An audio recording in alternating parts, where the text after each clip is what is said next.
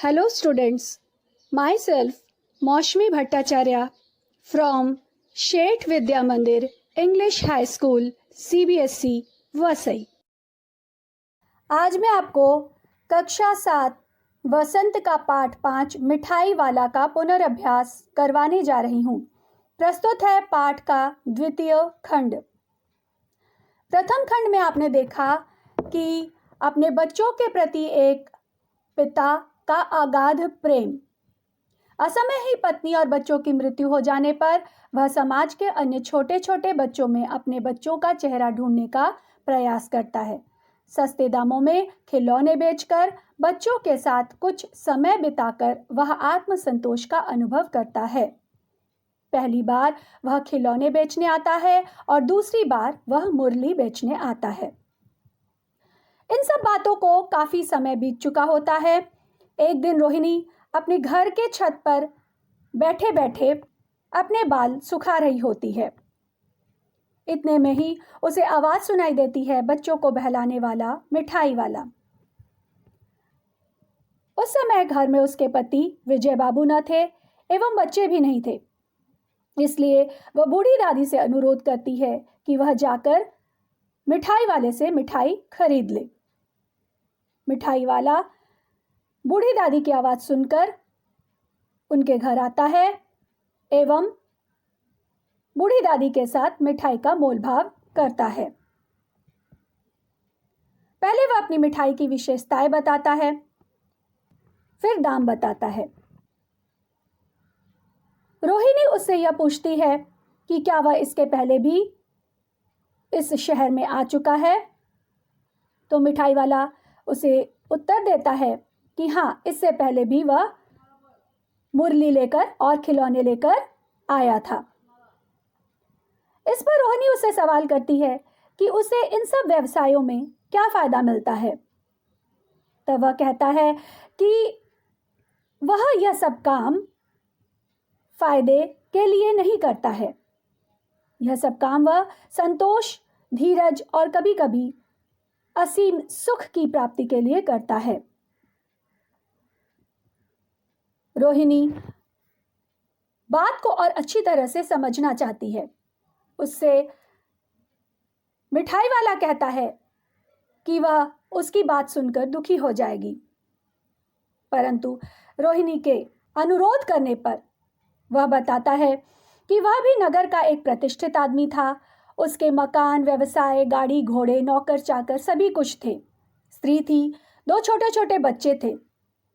उसका संसार भरा पूरा था, परंतु विधाता के आगे किसी की भी नहीं चलती है।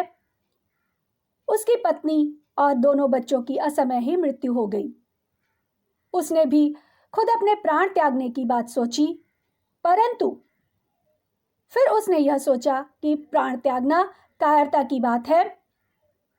वह समाज के दूसरे बच्चों में अपने बच्चों को ढूंढने लगा। इसके लिए उसने यह रास्ता निकाला कि वह कभी खिलौने वाला बनकर आता है। बच्चों को खिलौने बनाने में जितना खर्चा आता है उसको उतने में ही वह खिलौने बेचकर और मुरलियां बेचकर चला जाता है। इससे बच्चों को जो खुशी मिलती है वह देखकर उसे आत्मसंतुष्टि की प्राप्ति होती है। आज वह मिठाइयां बेचने आया है। रोहिणी उसकी इस कहानी को सुनकर भाव विभोर हो जाती है एवं उसकी आंखों में आंसू आ जाते हैं। इतने में उसके बच्चे आ जाते हैं। मिठाई वाला बच्चों के हाथ में मिठाई की पुड़िया पकड़ाता है और पेटी उठाकर चला जाता है। दादी और रोहिणी के बहुत अनुरोध करने पर भी वह मिठाइयों के पैसे नहीं लेता है और फेरी वाले की तरह आवाज लगाता हुआ वहां से चला जाता है। प्रस्तुत पाठ से हमें यह सीख लेनी चाहिए कि जीवन में अनेक कठिन परिस्थितियां आती हैं, परंतु उनसे घबराकर कभी भी गलत निर्णय नहीं लेना चाहिए, बल्कि सकारात्मक रूप में सोचकर उन कठिन परिस्थितियों से बाहर निकलना चाहिए एवं जीवन को आगे और जोश के साथ जीना चाहिए। पाठ में आए हुए कठिन शब्द एवं उनके अर्थ इस प्रकार हैं। अधूरे, अपूर्ण, अस्थिर अर्थात बेचैन, स्नेहाभिषिक्त अर्थात स्नेह से सने हुए, उद्यान अर्थात उपवन, पुलकित अर्थात प्रसन्न, निरखती अर्थात देखती, उस्ताद अर्थात गुरु, लादना अर्थात थोपना, दस्तूर अर्थात नियम, स्मृति अर्थात याद, क्षीण अर्थात कमजोर। पाठ के अंतर्गत आपको पठित गद्यांश, वैकल्पिक प्रश्न, अति लघु उत्तरीय प्रश्न, लघु उत्तरीय प्रश्न एवं दीर्घ उत्तरीय प्रश्न करवाए गए हैं। सभी प्रश्नों को कंठस्थ करें एवं पाठ को पुनः पढ़ें। पाठ के अंतर्गत आपको व्याकरणिक प्रश्न भी करवाया गया है, एक बार उस पर ध्यान दें। पाठ का द्वितीय एवं अंतिम खंड यहीं पर समाप्त होता है। धन्यवाद।